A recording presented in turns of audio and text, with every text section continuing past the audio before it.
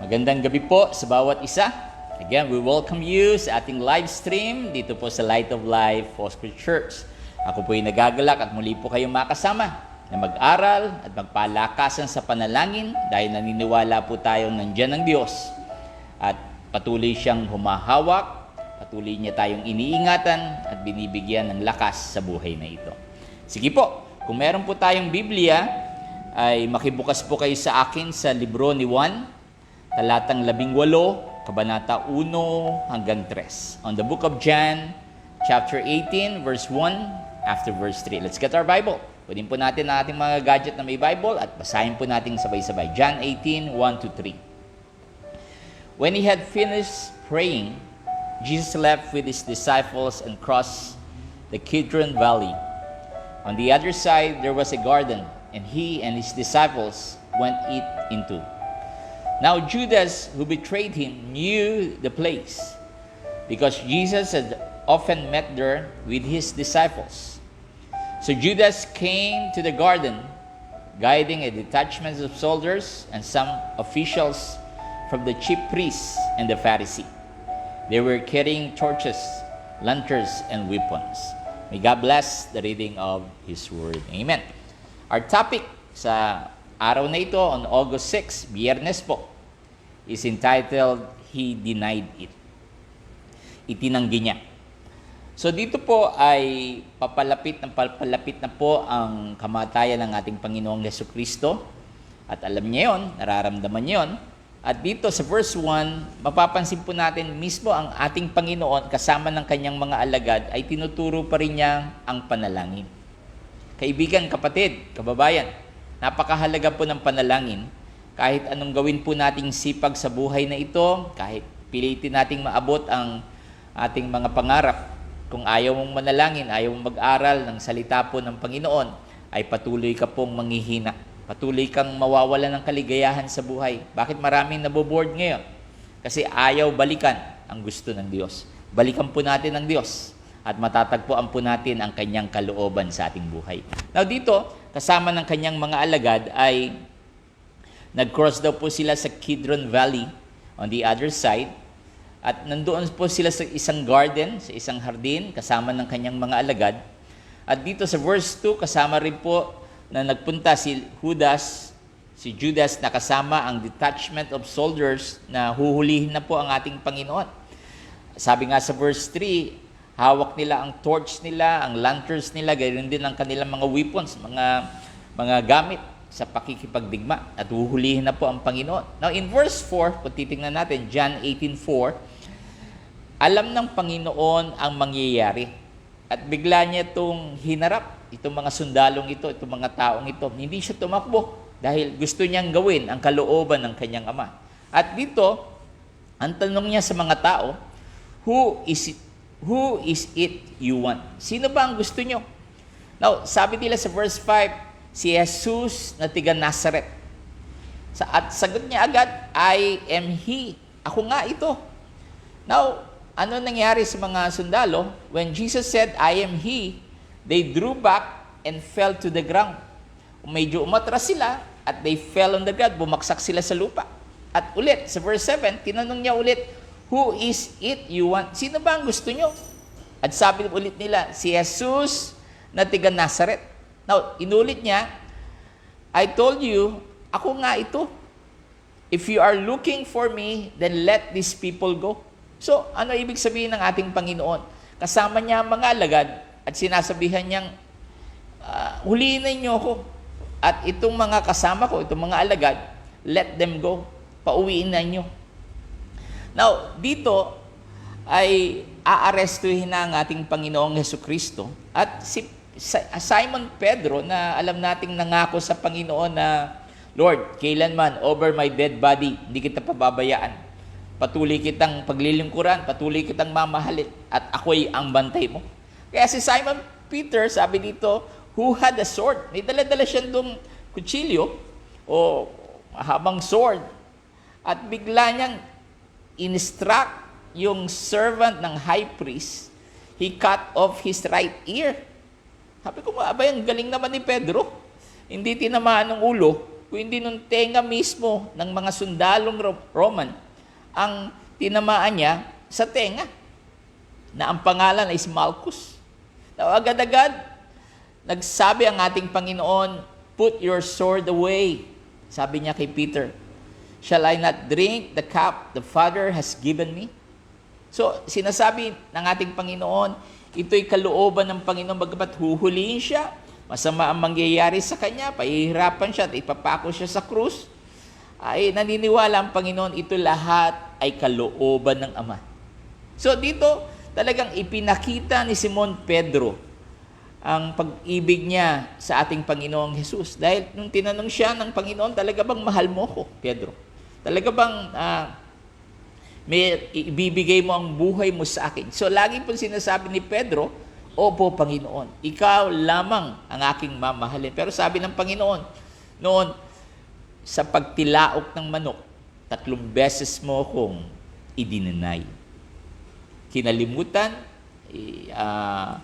ibig sabihin, dinenay, nung nilayo niya, hindi niya ibinigay yung talagang pag-ibig niya sa Panginoon. Now, dito, habang kinukuha ang Panginoong Jesus, ay dadalhin siya sa harapan ng chief priest. Sinundan po siya ng kanyang mga alagad, kasama rin si Pedro.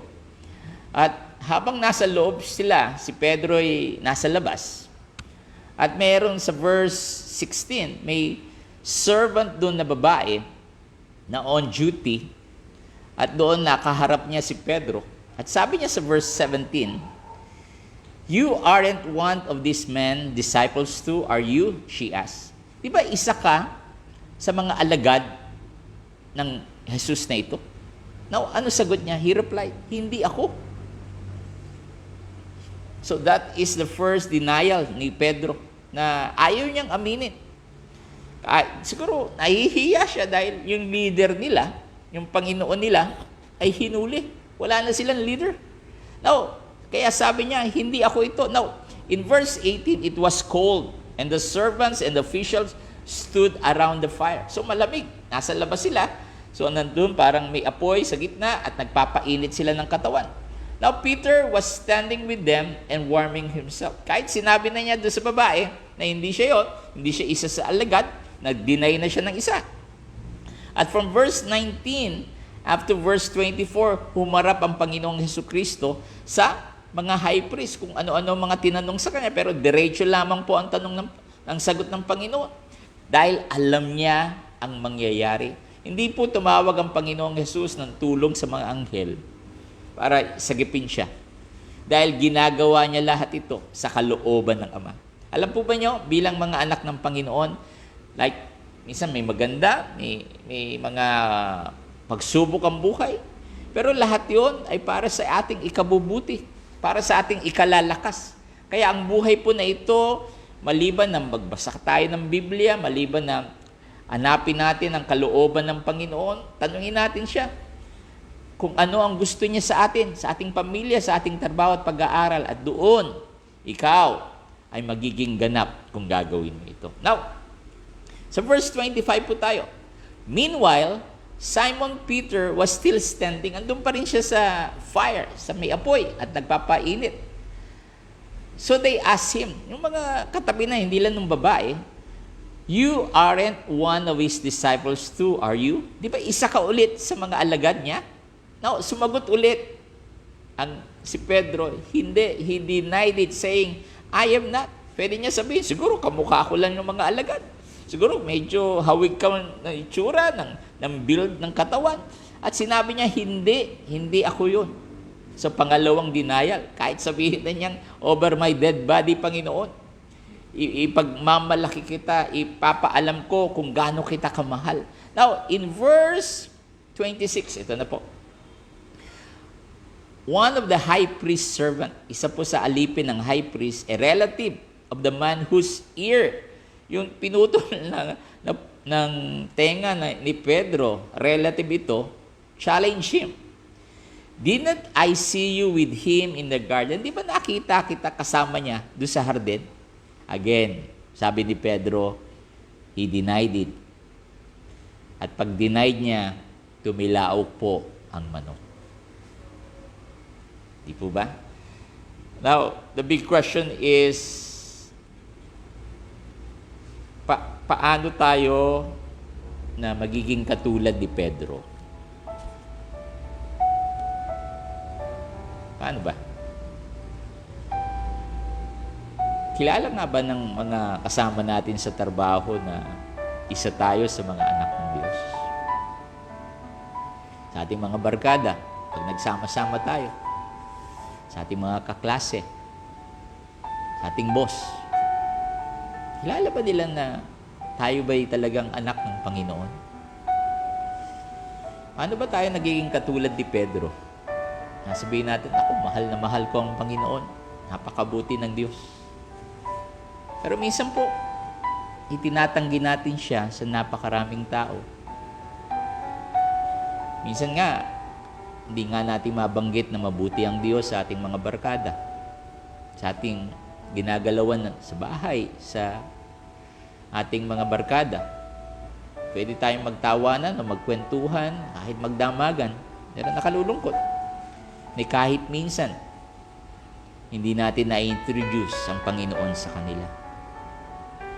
Kaibigan, kapatid, kababayan, kung talagang mahal po natin ang Panginoon, pakilala natin siya. Sabihin natin kung paano niya tayo pinagaling, iningatan, at binigyan ng ating mga pangangailangan. Alam po ba nyo, bagamat ang tao ay talagang pag may kailangan ay ang Diyos agad. Pero iilan lamang po ang iniyayabang sa kanilang mga barkada ang Panginoon. Sa kanilang klase, sa kanilang mga kaibigan, sa kanilang kamag-anak na talagang ang bitaw ng bibig, kahit mahirap ang buhay, may gagawin at may gagawin ang Panginoon. Kaya again, the question is, paano tayo nagiging katulad ni Pedro na dinideny ang Panginoon? Kilala mo sarili mo. Alam mo kung pinagyayabang mo ang Panginoon sa iba o hindi. Minsan nga, sa Facebook, mahalata kung talagang nakay Lord ka, kung paano mo pinasasalamatan ng Panginoon. Every day, isinashout mo sa Panginoon, Lord, salamat. Another day, patuloy na pag-iingat. Kahit ang daming nagkakasakit, ang daming namamatay, ang daming nagsasarang negosyo, ang daming nawawalan ng trabaho, you shout it out. May gagawin ng Diyos. Ayaw po nating maging katulad ni Pedro na dinideny po siya. Ang hinahanap ng Diyos ay yung mga taong talagang ang bukang bibig ay siya. May kailangan o wala, ang hinahanap ay kalooban ng Diyos. Ang gusto ng Diyos. Di lang po tuwing linggo tayo dapat naglilingkod sa Kanya. Di lang po tuwing kung kailan libre at saka tatawag ka sa Panginoon. No? Maganda o hindi maganda ang iyong sitwasyon, dapat po lumapit tayo sa Diyos. Kaya, ang maganda po sa ating buhay na ito, God is always a God of second chance God. Sa paalala niya ngayon na alam na nating dininay ni Pedro ang Panginoon for 3 times na ang yabang-yabang niya. Lagi niya sinasabi, Lord, over my dead body, kailanman. Hindi kita itatanggi. Pero tinanggi po niya ang Panginoon. Kaya, nasa sa iyo yan. Kung sa iyong mga barkada, sa iyong kaklase, sa iyong boss, sa iyong mga laging kasama, na pinagmamalaki mo ang Panginoon, napakaganda po yun. Kasi one day, sabi niya, ang sino mang ikahiya ako dito sa lupa, ay ikahiya ako rin sa taas. Kaya anong ibig sabihin yun? Kaibigan, kapatid, ipagyabang na natin ang Panginoon. Ayaw man nilang mahalin ng Diyos, pero tayo magmamahal sa Panginoon. Ipagsasabi pa rin natin, mabuti at iniingatan at pinoprovide at pinanggagaling tayo ng ating Diyos. Kaya, sa ating pinag-aralan po ngayon, simple-simple. Pero kailangan pong huwag nating i-deny ang ating Panginoon. Sige po, taas po natin ang ating kamay ngayong gabi. Lord, simple at napakatagal na naming alam na si Pedro'y idininay ka. Pero one way or the other, ay katulad kami ni Pedro. Minsan, kahit minsan, ay hindi namin nabanggit ka sa aming kaklase, sa aming mga barkada, sa aming kaibigan, sa aming mga mahal sa buhay. Minsan, magaling kaming makisama, magaling kaming magkwento, marami kaming gustong sabihin sa napakaraming bagay. Pero nakalimutan naming ikwento ang ginagawa ng aming Diyos sa aming buhay. Lord, habang may oras pa, pagmalaki ka namin. Habang may oras pa, sabihin namin sa aming mga kaibigan na may Diyos na gagawa ng paraan.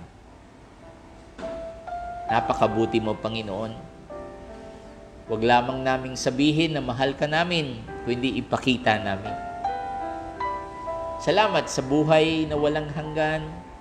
Salamat at lagi ka nandyan na nag-aayos at patuloy na hinahawakan ng buong mundo. Patuloy po naming nilalapit ang bawat nangangailangan ngayong gabi. Ano man ito, sa material, sa emosyonal, sa kagalingan, ang aming bansa, Panginoon, patuloy mong hawakan. We rebuke the spirit of the Delta variant. And in the name of Jesus, ikaw lamang ang dakilang manggagamot, Panginoon. Lord, sa lahat ng may trabaho, naghahanap ng trabaho, may negosyo, may pamilya, may pinag-aaral, sa lahat ng aming ginagalawan, kahit po apektado ang aming gawain sa mga panahong ganito, huwag mong hayaan na matalo kami ng pagsubok, kundi lagi kaming lalapit at lagi naming isisigaw, may gagawin ng Diyos na mas malaki at mas maganda. Salamat, Panginoon. At sa paalala mo ng iyong salita, na huwag ka naming ikahiya. Sino man ang aming nakakausap, ipagyabang ka namin dahil ikaw ay Diyos na napakabuti. Salamat po sa mga nanonood ng live stream na ito, na patuloy mong pinapalakas at binibigyan ng kaligayahan at kapayapaan sa buhay na ito. Ibinabalik namin sa iyo ang papuri, ang pasasalamat. Sa pangalan ng Ama, ng Anak, at ng Espiritu Santo, lahat po tayo magsabing, Amen. Amen. Amen. Salamat po ulit na lagi po kayo nandyan.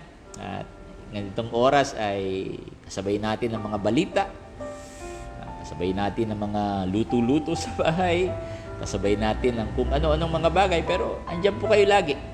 Ang iba ay nakakasabay sa live, ang iba ay sa replay, pero ang mahalaga po doon, nakikinig tayo.